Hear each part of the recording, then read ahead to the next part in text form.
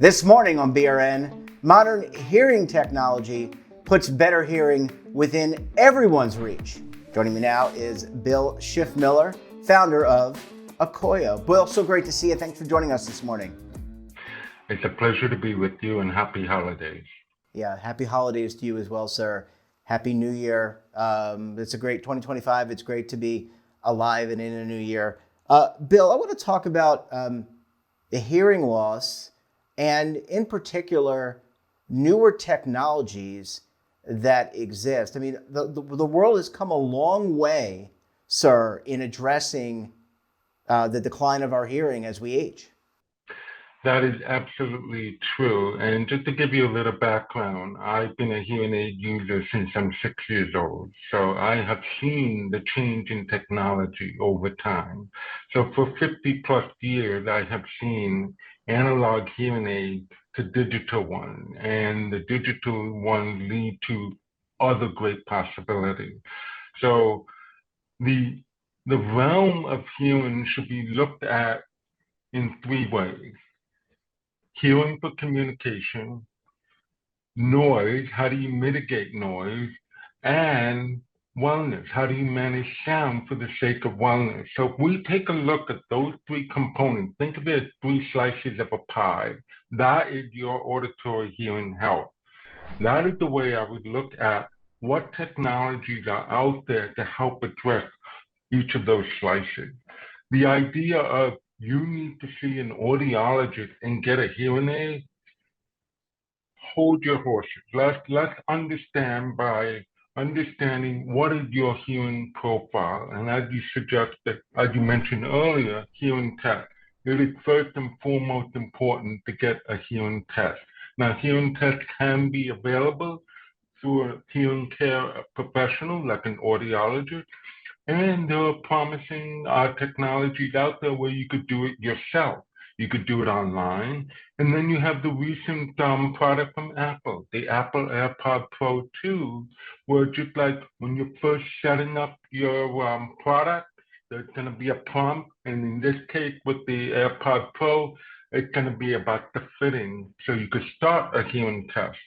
So once you have a profile of where you are on the hearing spectrum, from mild to moderate to severe to profound and deaf, that's where you need to get started to see what is the right step that I need to address in my hearing needs and what solutions are out there. There are so many technologies. AI has lots of promises, but as you know with AI, it's huge. What part of AI do we want to be focused on? So right now, I always like to think about what is your profile, how do we deal with the basics, and then go from there. Bill, has there used to be a stigma? I'm not saying I had this thought process, but you talked about some of the more analog hearing aids that were out there, and you could see them because they would be presented outside the person's uh, ear next to their head, and maybe some people developed a prejudice or a bias towards, oh, that person's old or that person's this or that. Has that stigma dissipated? Do people still look at that? I would think with today's technology, I may not even know if someone is using that technology to help assist with their hearing. I think we're at a pivotal moment now. I think the older generation and baby boomers, that stigma still exists.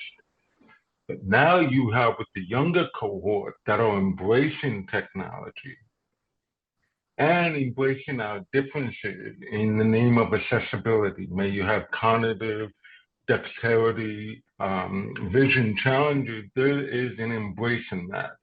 The older generation still have that stigma, and they do see, oh, that granddad owed a hearing aid. Oh, granddad was always grouchy and forgetful. Well, it's not about that anymore.